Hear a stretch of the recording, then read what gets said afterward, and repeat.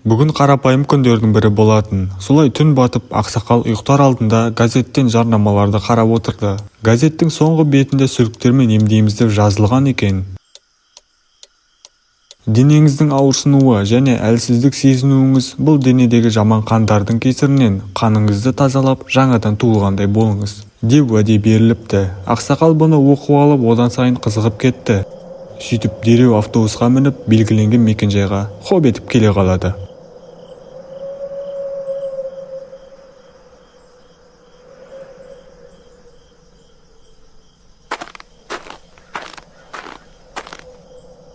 Мынаның іші қап-қараңғы ғой, что-то. Мыналар мен келгенше жабылып қойған жоқ па екен,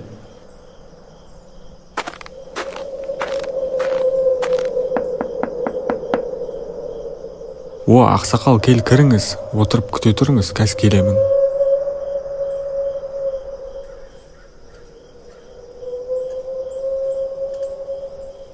Ақсақал жан-жағын бақылап қарап еді, айналасында емделіп жатқан адамдар мүлдем жоқ. Ата сақалым аузыма түскенде нем бар еді десейші. Мынандай жерге келіп, іші суық екен, қатық қалдым ғой.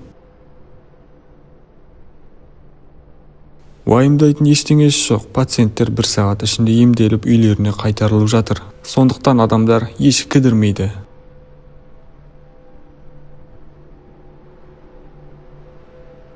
Міне, осы сүйкімділер сізді емдейтін.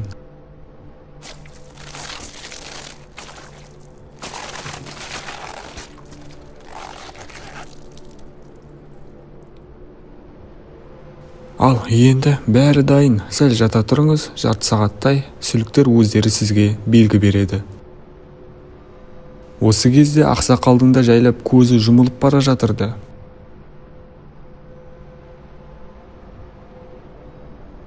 Сөйтіп арада кішкене уақыт өткен соң шал арқасындағы ауырлық сезімнен оянып кетеді. Арқасына қарақ болса, жанағы сүліктер емес, мыналар қанды ішіп құбыжықтарға айналып кетіпті.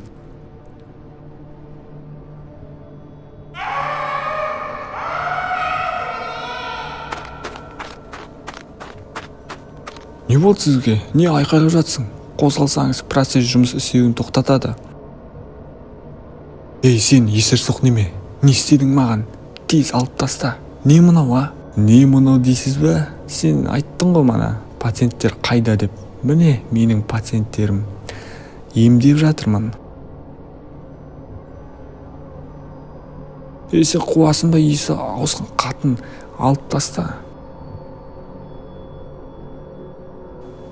Не үшін алуым керек, алып тастамаймын. Пациенттер емделмей қалады. Уақыт аз қалды. 10 минуттан кейін сізде үйіңізге кетесіз. Маған керек осы еді. Енді менің сүліктерім әлемді жаулауға дайын секілді.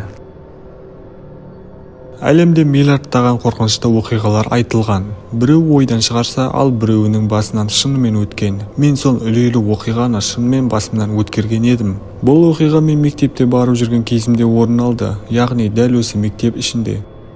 Ол кезде БЖБ-ТЖБ деген нәрселерді жазып тастаған едік. Оқу аяғы бітуге жақындағандықтан мен тек журналға жоқ салмау үшін барып жүрген едім. Мұғалім аузы жабылмастан сабақ түсіндіріп жатса, ал менің ұйқым келіп әрең отырдым. Қасымдағы балада 5 минут сайын есіне берді. Қысқасы маған ештеңеге қызық болмай қалды. Кенет бір түрлі нәрсе орын алды. Маған бірдеңе дұрыс емес секілді көрінді. Уақыт тоқтап қалды. Дәл солай, маған солай көрінді. Далада, кабинеттің іші де тып-тыныш, тіпті аузы жабылмай жатқан мұғалім де үні шықпай қалыпты.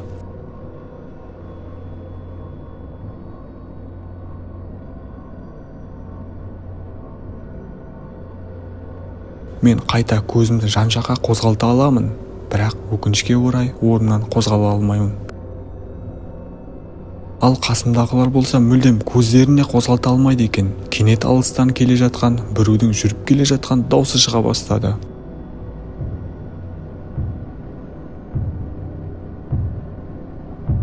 Кабинеттің есігі ашылды. Біз бәріміз орнымызда қатып қалсақ, қозғалып жүрген кім екен деп мен қатты уайымдап кеттім.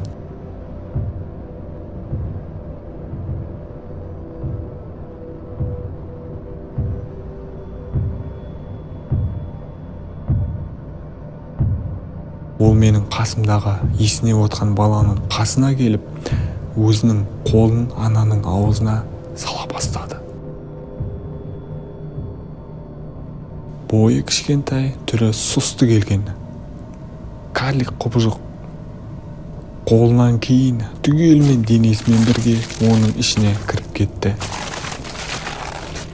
Содан кейін аппақ бір нәрсе орын алып, көзімді ашып қалсам, сыныптастарым және апай бәрі есіне отқан балаға қарап отыр.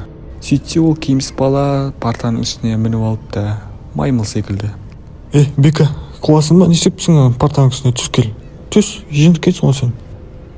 Әрине, сыныптастарым оның үстінен күле бастады, бірақ сыныптасымның түрі шынымен әбіржіп, өзін жайсыз сезініп тұрғаны көрініп тұр.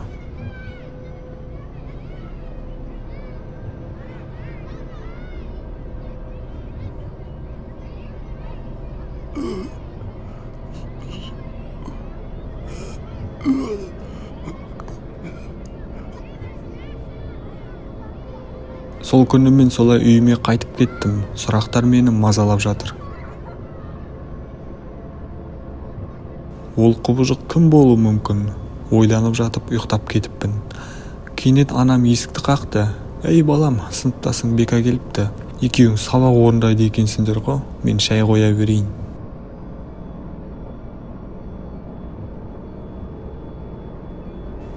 Нури, қалайсың?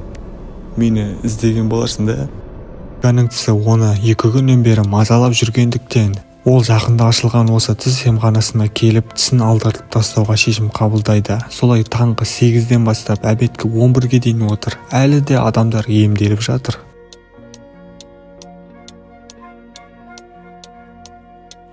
Бека кішкене қорқып отырды, дірілдеп отырды. Кенеттен алдағы бөлмеден қыздың айқайлаған даусы шықты. Мүмкін бірінші рет болар, деді қасында отырған кемпір. Сіз солай шығар, деп Бека айтады. Тыныштық орын алды.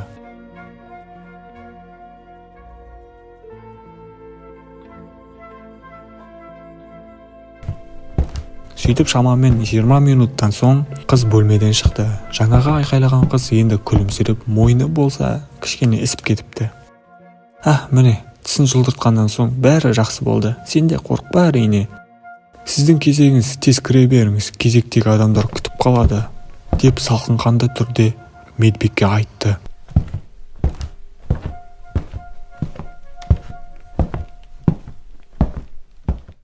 Отырыңыз.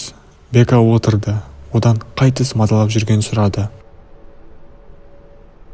Солай, ауыртпаймын, укол салам қазір.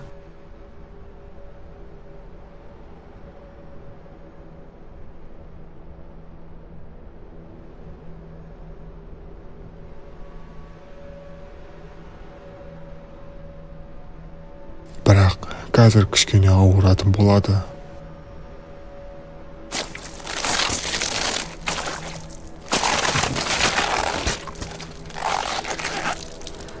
Тіс емдеуші маскасын шешіп еді. Оның аузы мақұлықтікіндей.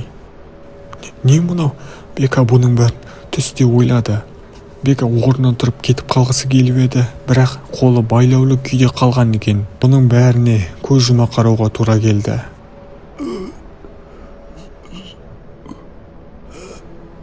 Арада тағы 20 минут өтіп, Бека бөлмеден шықты. Міне, бәрі жақсы болады деп едім ғой. Ал сен қорқып, кішкентай қыз сияқты. Бекер қорқыппын ғой. Маған енді өзімнің әскерімді құру керек.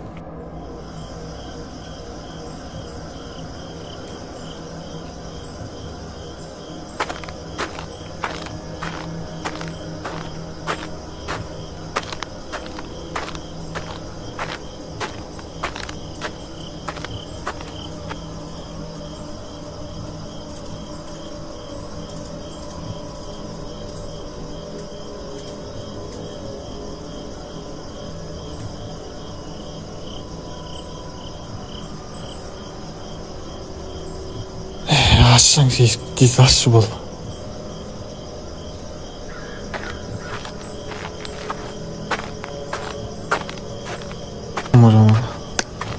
жұмыста бәле болды маған ше басым ауырып жатыр үйге ұйықтайтын шығармын